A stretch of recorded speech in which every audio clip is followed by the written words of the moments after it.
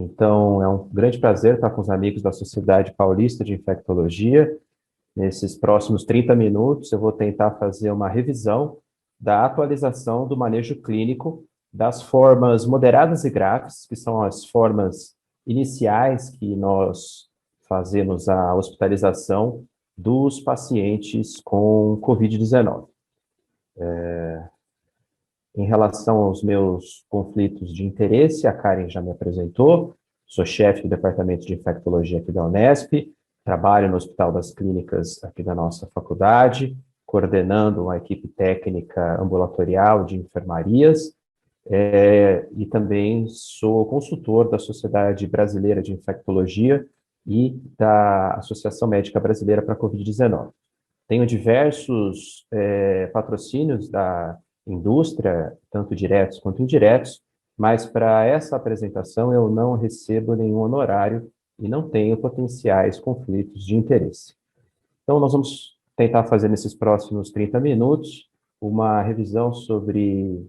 temas básicos de epidemiologia, fisiopatologia da Covid, para entrar na questão de classificação em formas clínicas, que é muito importante para entender qual paciente tem necessidade, tem critérios de internação e como fazer o manejo global da Covid hospitalizada em enfermaria, e falar alguma coisa sobre tratamento específico nessas formas hospitalares internadas em enfermaria. Então, hoje nós estamos completando exatamente 14 meses da pandemia declarada, foi em 11 de março do ano passado, já são praticamente 160 milhões de casos no mundo todo, com 3,3 milhões de óbitos, dados de hoje, agora há pouco, que eu peguei, e como vocês podem ver, com esses 3 milhões e 300 mil óbitos, a pandemia Covid-19 se constitui a quinta maior pandemia em termos de mortes absolutas, perdendo da varíola, da peste negra, da gripe espanhola e da pandemia do HIV/AIDS, que nós ainda estamos em andamento. Então, isso mostra a magnitude do problema. O Brasil é o segundo país em termos absolutos no ranking de óbitos totais, perdendo apenas dos Estados Unidos, mas cabe o comentário de que, por conta da vacinação em massa naquele país e com vacinas com alta eficácia, nós estamos cada vez mais nos aproximando dos Estados Unidos em número total de óbitos, e não será surpresa se até o final do ano, infelizmente, o Brasil suplantar os Estados Unidos, em que pese que o Brasil tem quase metade da população americana, então esse é um fator bastante preocupante. O Brasil atualmente é o terceiro país dos mais populosos, dos países que têm mais impacto da pandemia, em relação à taxa de morte por 100 mil habitantes, né? Então, o número de óbitos por 100 mil habitantes já está em quase 200 óbitos por 100 mil habitantes, e recentemente nós vemos que, apesar de uma discreta melhora nos números de óbitos, né, e que pese também a condição trágica que está acontecendo na Índia, o Brasil ainda é um país que tem uma média móvel de óbitos diária muito alta, e tudo vai depender dos próximos dias que nós estamos vivendo em relação a um balanço entre a flexibilização que está acontecendo das atividades econômicas, das atividades sociais, versus o cumprimento das normas de prevenção, porque se nós não fizermos isso, infelizmente, no futuro próximo, a gente pode ter um repique, terceira onda, quer seja o nome que se dá. Eu estou dizendo tudo isso porque existe um motivo, né, para que nós estejamos vivendo essa tragédia em termos de óbito de Covid no Brasil, que vai ficar para a história. Primeiro é a questão da banalização das regras de flexibilização por grande parte da população, a falta de uma unidade de discurso federativo entre as esferas federais, estaduais e municipais sobre o que deve ser feito em prevenção, e que para nós, obviamente, é muito claro, né? Uso de máscara, distanciamento social. As medidas restritivas muitas vezes são feitas de formas adaptadas ou incompletas, levando à não eficácia, e, no que tange mais a essa apresentação, muitas vezes são adotados protocolos de tratamento sem qualquer comprovação científica, o que acaba confundindo a população e acaba, obviamente, levando a maior risco de Covid grave ou mesmo de Covid fatal. Nós temos na mídia, insistentemente, essa é uma reportagem que eu coloquei aqui, uma das muitas que todos nós, né, da Sociedade Paulista, da Sociedade Brasileira de Infecto, Associação Médica Brasileira, a gente cansa de ir na mídia para falar sobre a necessidade de uma abordagem científica da Covid, e isso é um motivo muito importante pelo qual a gente ainda enfrenta dificuldades. Tem também outros pontos, que é a vacinação em ritmo extremamente lento, muito aquém do que seria necessário, e tem também a questão da variante P1, que tem o seu papel, não é só ela, mas algum papel ela tem em relação a tudo isso. Então, entrando no tema propriamente dito, vocês sabem muito bem que a Covid é uma doença de transmissão respiratória, principalmente transmitida por gotículas, contato menor que 1,5 m, 2 metros, né? Então, a pessoa espelha a gotícula com a pessoa suscetível, também pode ter transmissão por contato. Mais recentemente, a gente sabe da importância da transmissão por aerosol, que a gente já sabia do ambiente hospitalar, mas isso, relembrando um pouquinho da virologia, né? Esse é o SARS-CoV-2, aqui é a spike, que faz a ligação com a proteína, com o receptor de angiotensina 2 humano, mas isso para entender a fisiopatologia, que é fundamental para a gente chegar no manejo. Então, o SARS-CoV-2, ele entra aqui pela via respiratória, ele infecta as células da mucosa respiratória alta, do nariz, da garganta, e vai levar a uma inflamação desse tecido, uma infecção de vias aéreas superiores. Essa célula infectada vai replicar o SARS-CoV-2, que vai ser reconhecido por uma célula apresentadora de antígeno, macrófago, uma célula dendrítica, que vai sinalizar para o linfócito TCD4, o linfócito T auxiliar, T helper, a fazer tanto uma via de resposta imune celular, que vai ser cada vez mais importante na resposta contra o SARS-CoV-2, uma resposta T citotóxica, ativando o linfócito TCD8, mas também, não menos importante, a gente não sabe o peso dessas duas, mas também, muito importante, uma via de ativação humoral com a produção de anticorpos neutralizantes, e se a pessoa fizer isso, aí sim nós teremos apenas uma gripezinha, apenas um resfriadozinho, mas se isso não for competente, nós vamos ter evolução para as Covids, para as formas de Covid que a gente vai falar daqui a pouco, que é a Covid moderada, a Covid grave, e depois o colega Carlos vai falar sobre a Covid crítica. O período de incubação, vocês sabem muito bem, de 2 a 14 dias após a exposição ao vírus, e aí nós temos a manifestação de uma infecção de vias aéreas superiores, né, uma resfriado, uma gripe, com tosse, dor de garganta, congestão nasal, dor de cabeça, febre, dor no corpo, em alguns casos que a gente vai discutir, fenômenos ligados à hipóxia. Tudo isso, como a gente já discutiu, tem íntima relação com a produção de citocinas, principalmente com a resposta imune adaptativa que se forma após o reconhecimento do SARS-CoV-2. Se eu tiver uma boa atividade, como antigamente a gente conhecia a resposta TH1, com uma boa produção de interleucina 2, interferon alfa, tudo isso se resolve, e também com a produção de anticorpos neutralizantes. Então, essa é a forma espectral de analisar as formas clínicas da COVID-19. Nós temos desde pacientes completamente assintomáticos, por exemplo, contactantes de indivíduos doentes positivos que acabam fazendo testes antigênicos, quer seja o RT-PCR, quer seja o swab antígeno, e aí você descobre que aquele indivíduo sem nenhum tipo de sintoma é uma pessoa que tem lá o SARS-CoV-2. Isso mais ou menos de 20% a 30%, e temos a COVID propriamente dita leve, que são aqueles óligos sintomáticos respiratórios, aqueles que se manifestam apenas um resfriado comum com febre baixa, poucos sintomas como tosse, nariz escorrendo, dor de garganta, ou uma síndrome gripal mais completa, com uma temperatura mais alta, acima de 38,5, forte mialgia, prostração, ou até mesmo pacientes que têm síndrome gripal com leve comprometimento pulmonar. Se você faz uma tomografia, você descobre ali até 25% de vidro fosco, mas muito importante. E aí vem a primeira definição. A COVID leve, obrigatoriamente, leva à necessidade de uma saturação maior que 94% em ar ambiente. Óbvio que tem algumas exceções, o paciente DPótico, que já tem uma saturação menor, mas, em via de regra, não existe comprometimento pulmonar importante se a saturação estiver acima de 94%. E hoje em dia, existem os oxímetros digitais portáteis que facilitam muito essa avaliação. E, caso eu faça uma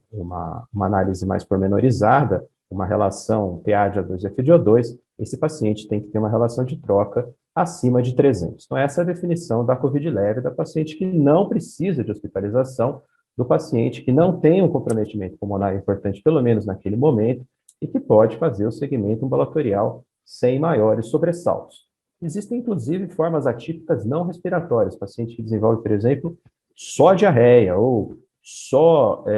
por exemplo,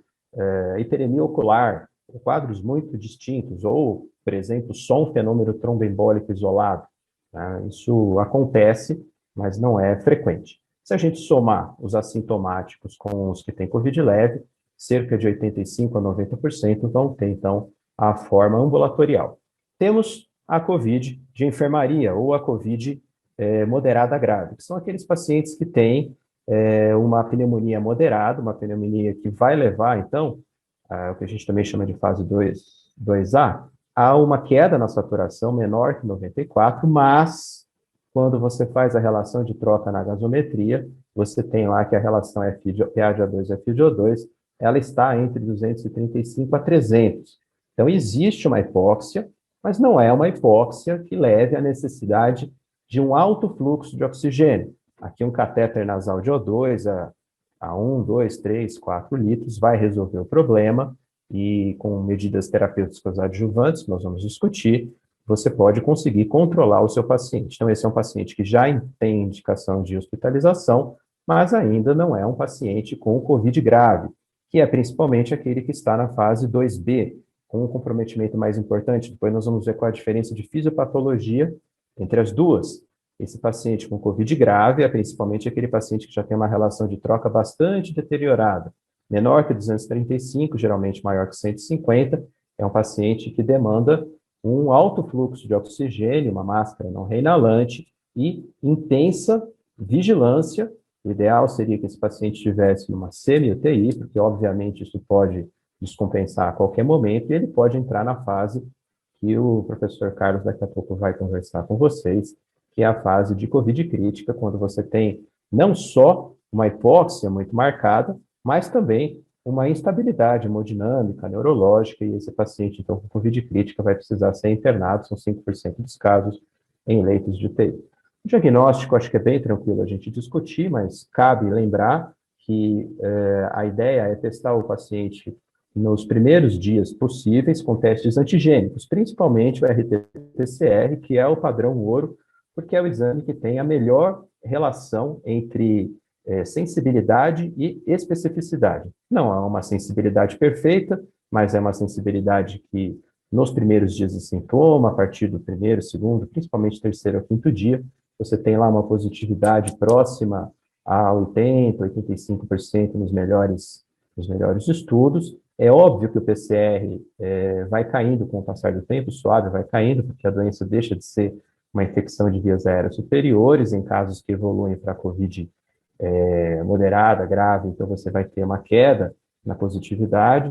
e o antígeno ele tem um comportamento um pouco semelhante, mas um pouco inferior em relação à sensibilidade. A especificidade ainda é muito boa, é um teste antigênico que, quando dá positivo, dificilmente dá falso positivo, mas realmente ele perde em relação à qualidade da sensibilidade. Você pode ter mais falso negativo. Também fica óbvio, né, lembrar que pacientes que chegam tardiamente, não é incomum a gente receber pacientes que já estão lá no seu 12º, 13º, 14º dia de doença e nunca foram testados, você não vai conseguir recuperar, ou vai ser mais difícil você recuperar o diagnóstico por testes antigênicos, e aí a sorologia começa a ter algum valor em termos de opção diagnóstica na fase ativa da COVID-19, então em pacientes que chegam tardiamente, sem um diagnóstico antigênico, você pode tentar fazer a detecção de anticorpos a partir principalmente do 14º dia, quando esses anticorpos estão mais maduros. Esse é o esquema de CDC falando sobre o uso dos testes antigênicos, que eu já comentei. Ele, quando dá positivo, confirma a doença. O problema é quando ele dá negativo, e aí você precisa de biologia molecular por conta da menor sensibilidade do teste antigênico quando comparado com o PCR. Entrando nas condutas, é muito importante lembrar essa pirâmide que é clássica, não é perfeita, mas ela funciona ela é nosso guia para a imensa maioria dos casos, em que nós devemos levar em consideração para a tomada clínica das decisões, principalmente as meta-análises e revisões sistemáticas de ensaios clínicos randomizados. Então, isso que está em amarelo e verde é o que a gente deve tomar de base para fazer nossa rotina do dia a dia, principalmente ensaios clínicos randomizados e controlados, placebo controlados, duplos cegos, e, se possível, revisões de meta-análise, né? Então, não é evidência científica, o nosso tio do WhatsApp que fica mandando aquelas mensagens que vocês já conhecem, pessoal do Instagram, do YouTube, a não ser o YouTube da SPI, eu recomendo que vocês sigam, porque é um repositório sensacional de aulas que já estão históricas. Já fiz esse comentário sobre os testes de Covid-19, os testes sorológicos, né? Devido à janela sorológica, não interessa fazer teste detecção de anticorpos, principalmente até o 7º, 10º dia de doença, mas é um exame que pode ajudar em pacientes que chegam com Covid mais tardia em termos de avaliação. Bom, esse é um quadro geral das condutas que nós temos no Brasil, aprovados pela Anvisa, o que funciona, o que não funciona em relação ao segmento, ao monitoramento e o segmento clínico dos pacientes. Na Covid leve, eu tenho que abordar um pouquinho, ainda que não seja o tema da aula, principalmente a agressão, nós temos lesões na mucosa respiratória alta, principalmente agressão pela infecção viral direta. Então, não é tomar dipirona para casa, é você fazer um bom diagnóstico e monitorar esse paciente até completar 10 a 14 dias. E sim, usar os sintomáticos, porque ninguém merece ter os sintomas da Covid sem tratamento sintomático. Às vezes a gente ouve algumas pessoas dizendo, mas não existe ensaio clínico randomizado de paracetamol e dipirona para a Covid-19. Mas essas duas drogas estão prescritas, estão autorizadas pela Anvisa, está em bula tratamento de infecções de vias aéreas superiores, porque elas controlam justamente mediadores inflamatórios da febre, da dor, enfim, não cabe esse argumento. E nós temos uma primeira medicação aprovada pela Anvisa para uso no Brasil para tratamento da Covid leve, que eu vou comentar rapidamente, que é uma combinação de anticorpos com monoclonais chamado Regencov 2.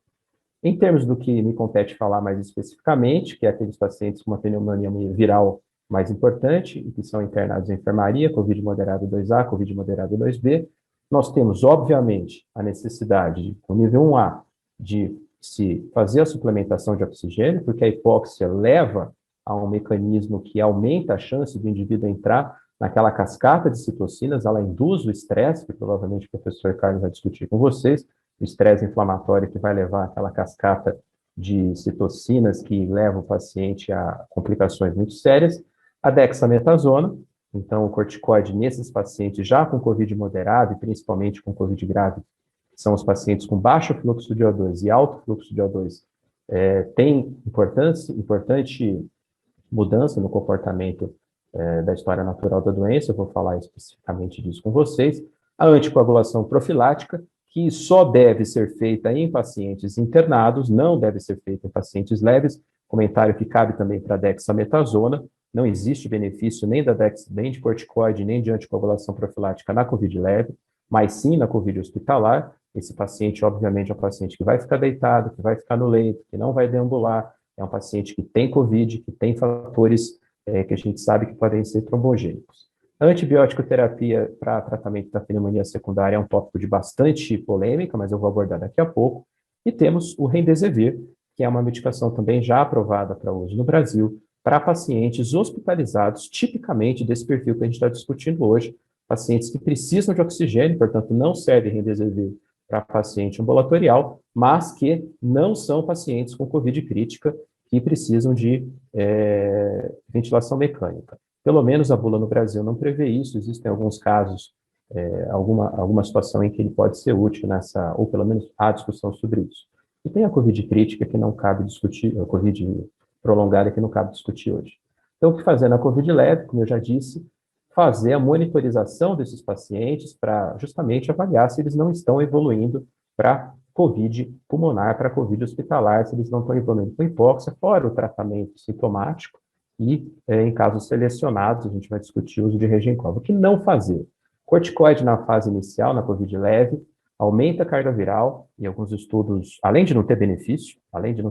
nenhum, não melhora, não impacta na chance do indivíduo evoluir para COVID-2A ou COVID-2B, além de ter alguns estudos que mostram que talvez ele possa deteriorar a situação. Agora, drogas que são ineficazes ou que não têm ausência de eficácia em ensaios clínicos randomizados, em meta-análise, e que podem ser potencialmente tóxicas, aquela lista que a gente já sabe, né, de medicações que, infelizmente, são muito prescritas por aí, mas que não tem nenhuma evidência de benefício, como hidroxicloroquina e cloroquina, azitromicina não se faz antibiótico na fase da COVID leve, porque, obviamente, nós estamos falando de uma infecção viral, Ivermectina, nitazoxanida e colchicina são drogas que ainda tem que se mostrar que veio, são drogas que têm resultados talvez interessantes em estudos de fase 2A, 2B, mas precisamos ver desfechos clínicos bem marcados, redução de hospitalização, redução de internação em UTI, redução de óbito. Então, não se pode transpor resultados de fase 2 para a prática clínica, mas ainda merecem que a gente conheça os resultados de fase 3. Agora, a suplementação de vitaminas já falhou em ensaios clínicos randomizados. O ozônio retal, eu coloco aqui porque foi conduta dada no município, mas não tem sequer um protocolo de pesquisa realizado. Aqui está como a gente faz a monitorização por telemedicina ou por visitas domiciliar, caso seja a situação, veja lá, vai anotando a saturação, a temperatura, e isso você tem hoje em dia com telemedicina uma facilidade incrível, em que pese que a doença é uma doença que deve ser isolada, né? Então fica bastante tranquilo fazer essa monitorização. Em relação do Regencov, eu gostaria rapidamente de trazer para vocês, essa é uma nota técnica publicada no finalzinho da semana passada por nós do Comitê Extraordinário de Monitoramento da Covid-19, da ANB, da Associação Médica Brasileira, em que a gente noticia aí o que a Anvisa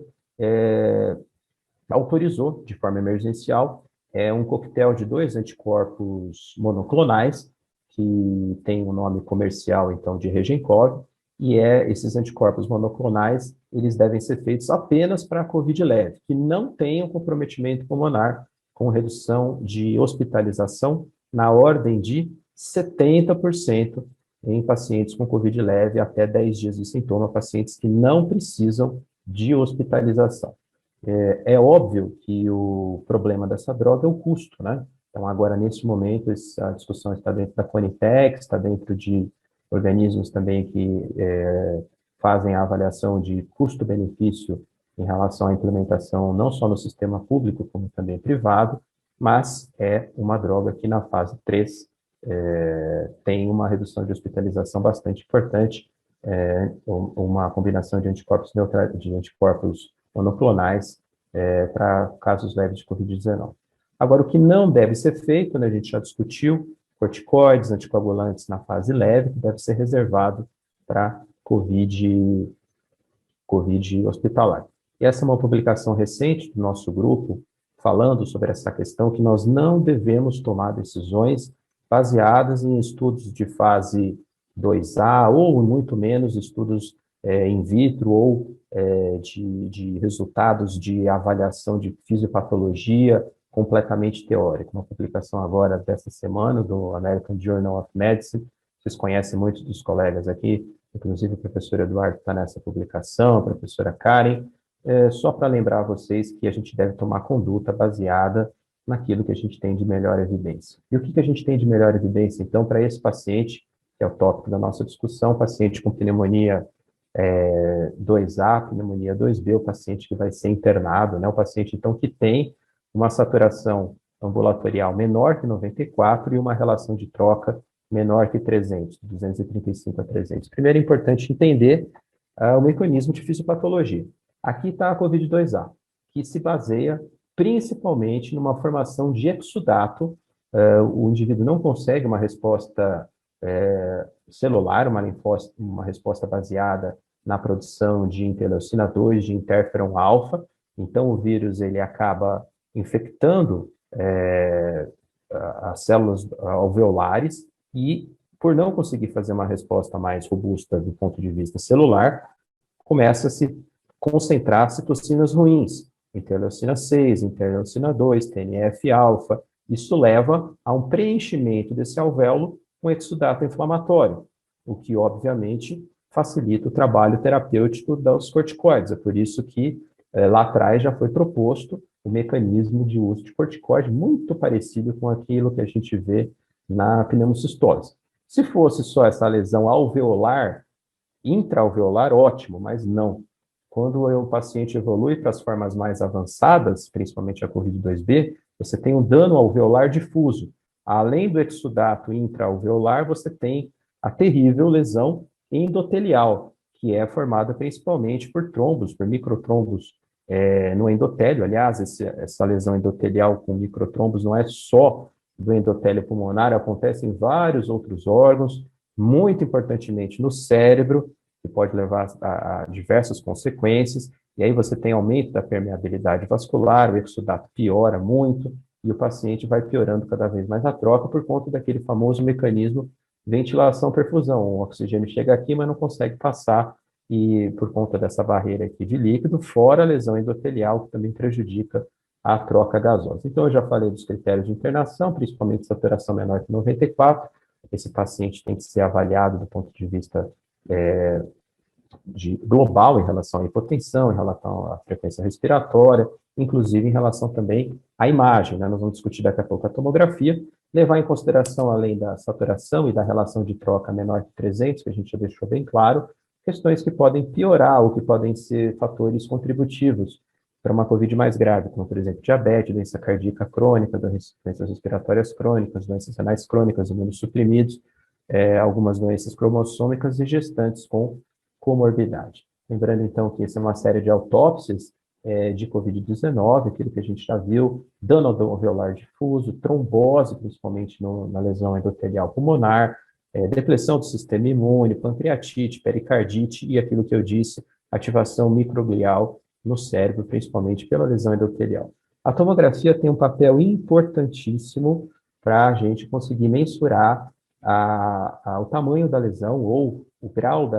do comprometimento pulmonar, quando nós temos comprometimentos acima de 50% do vidro fosco, mesmo que não tenhamos uma hipóxia tão marcada, uma relação de troca menor que 300, principalmente se o paciente tiver comorbidade, é prudente a internação, porque as alterações de imagem precedem, muitas vezes, uma hipóxia que vai vir nos próximos dias. Ela não deve ser feita para rastreamento da doença, mas, obviamente, um paciente que tem alta suspeição ou que tem diagnóstico confirmado, e em casos de hipóxia, ela é mandatória. Tem também o papel, então, que a gente já discutiu do PCR e da sorologia. O PCR pode não estar positivo nos pacientes com triagem mais tardia, então aí a sorologia entra para fazer o papel diagnóstico. E aquela questão de fatores de risco que a gente já discutiu, principalmente idade, 80 é pior que 70, que é pior que 60, que é pior que 50. Sexo feminino parece ser um fator protetor, talvez pela menor exposição de receptores de angiotensina 2, e aí aquelas doenças crônicas, aquelas comorbidades que a gente já discutiu. Falando em comorbidade, é importantíssimo falar da resposta imunológica. Então, os idosos têm uma menor resposta mediada tanto por linfócitos T quanto por linfócitos B, o que a gente conhece como imunossenescência, mas alguns jovens podem ter seletivamente uma desregulação, e é por isso que quando você tem uma pandemia completamente descontrolada, você tem óbitos em jovens, que é isso que nós estamos vendo atualmente, né, com essa disseminação descontrolada, com esse furacão de Covid que a gente tem no Brasil, houve um incremento muito grande de óbitos em pessoas de 30 a 59 anos, quando comparado semana 1 com a semana 12 epidemiológica desse ano. Então, isso chama a atenção. Mas outros imunossupressões, principalmente transplante de órgãos sólidos, transplante de rim, transplante de coração, transplante de fígado, podem ser, por conta da imunossupressão, uma condição de alto risco, né, para Covid hospitalar. E as gestantes? As gestantes é algo que a gente mudou um pouco a visão.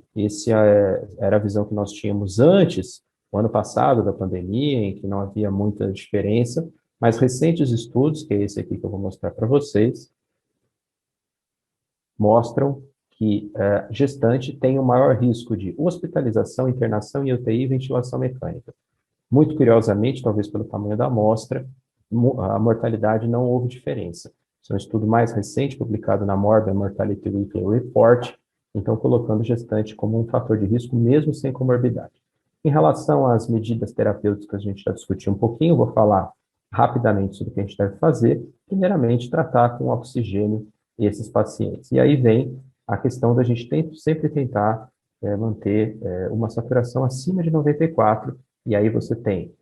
os baixos fluxos de O2, né, catéter nasal, que pode chegar a 4, 5 litros, mais que isso também é bastante incômodo para o paciente, o nariz resseca muito, então você vai desde 1 litro, com essas frações calculadas de oxigênio, essas frações inspiradas de oxigênio, e aí quando chega lá pelos 5 litros, você transiciona principalmente para máscara não reinalante, em que você pode chegar a 15 litros até a 100%. Um outro ponto muito importante que a gente aprendeu no meados do ano passado foi o uso da dexametasona, o estudo Recovery, em que houve uma importante queda na mortalidade quando os indivíduos foram tratados com dexametasona na dose de 6 miligramas por dia. O benefício se deu principalmente em pacientes em ventilação mecânica, mas também em pacientes usando oxigênio,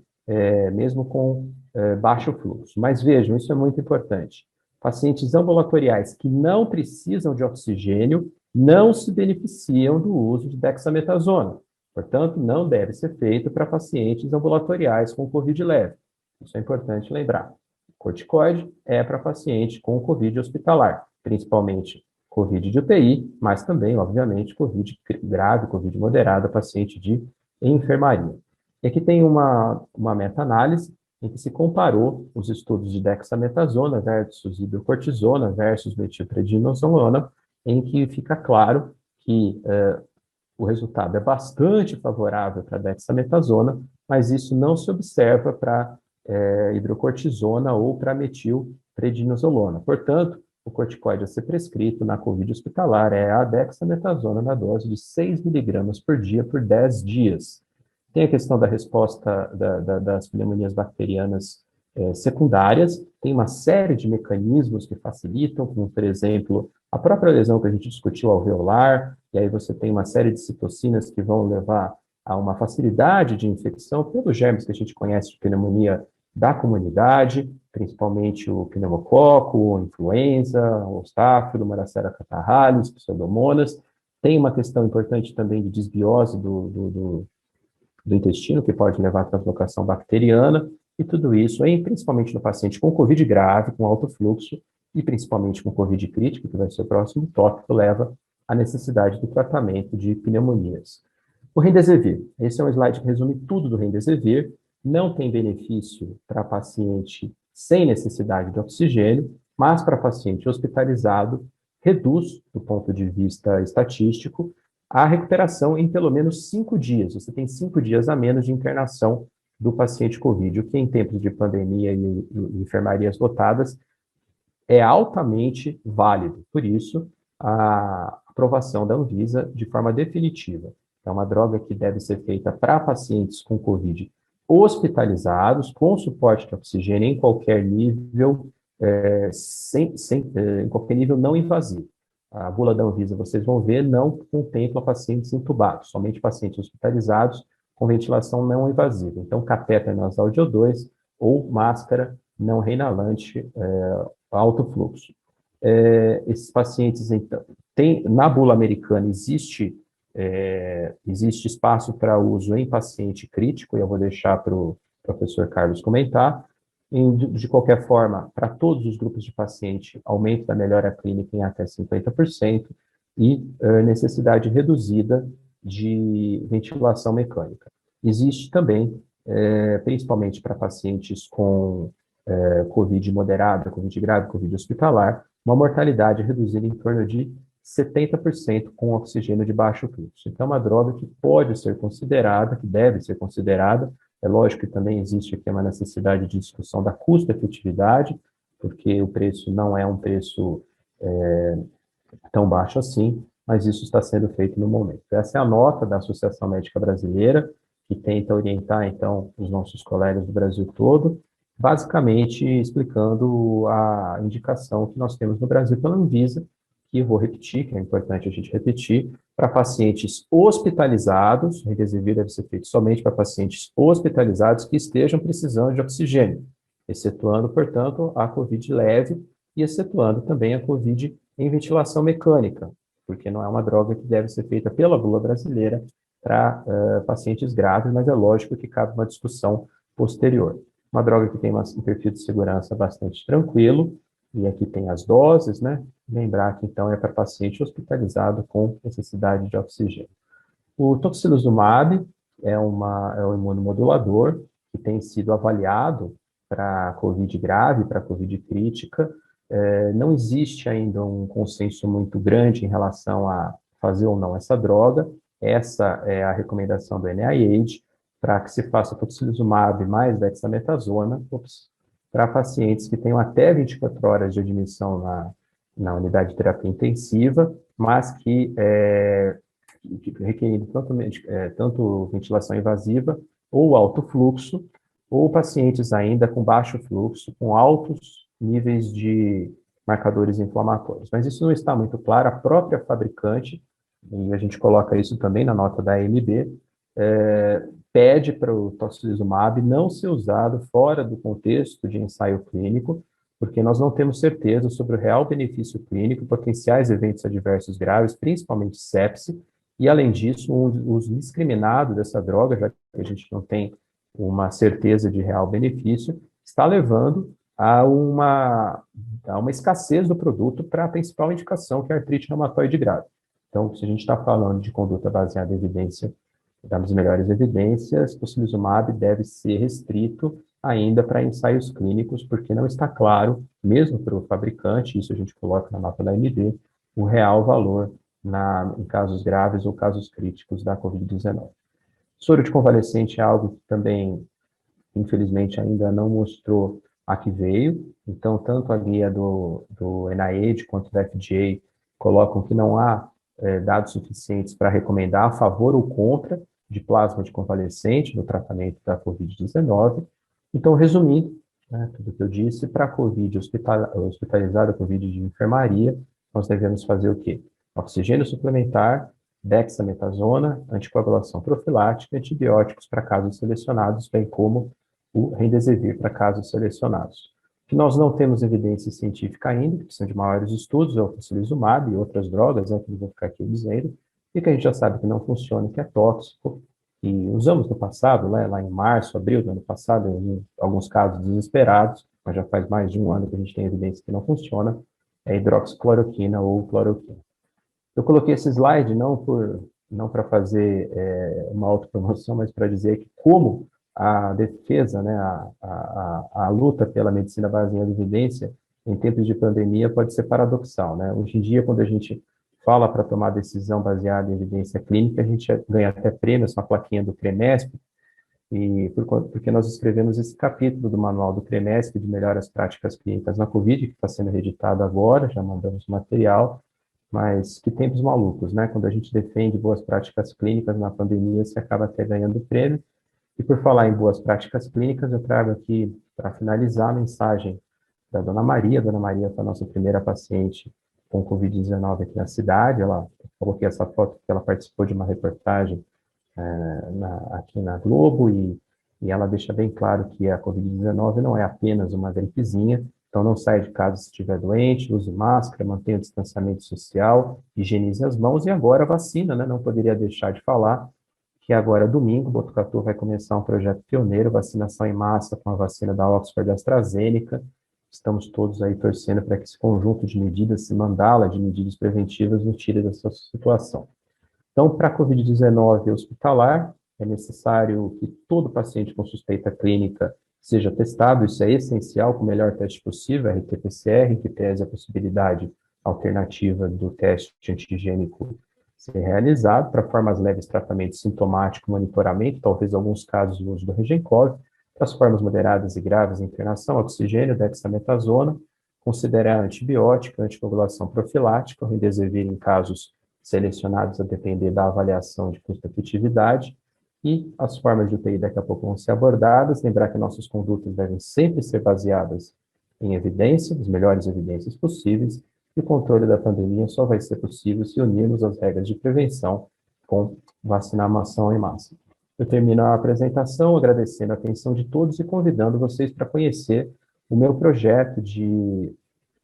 divulgação científica, que é um projeto de extensão universitária, e fica albergado no Instagram, @drbarbosa, no Facebook, @Dr. Alexandre Naime Barbosa, e que também tem um canal no YouTube, Dr. Alexandre Naime Barbosa. Muito obrigado pela atenção.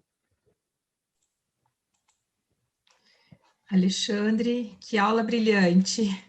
Todos nós aprendemos e tenho certeza que a gente ficou aqui super atento.